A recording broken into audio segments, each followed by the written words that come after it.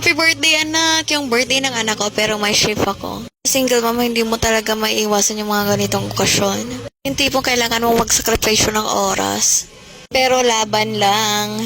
Dito na nga kami sa inasal. Grabe, napaka-perfect talaga ng okasyon na to. Only rice, barbecue, halo-halo. Ang sarap, my God. Tapos nagsisig ako dito.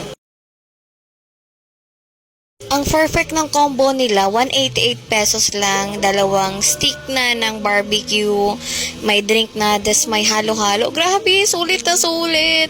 Ayan na pala ang birthday girl, may binubulong sa kanyang mamay. Hindi ko alam kung ano. After namin kumain, bumili na kami ng cake. Ayan nga, nakabusangot kasi ayaw niyang binibidyohan siya. And umuwi kami, ayan na yung cake niya. Happy 10th birthday, anak. I'm so lucky to have you. Imagine mo yun, 10 years has passed. Grabe, napakalaki mo na. I can't imagine. The next 5 years, dalagang-dalaga ka na, anak. Oh my God, I'm so happy. Buti nandyan yung sungkod niya, si mama, si tita. At ako, grabe, ang saya-saya namin. My God, I'm so happy kahit wala kaming handa. Sa nakapagsimba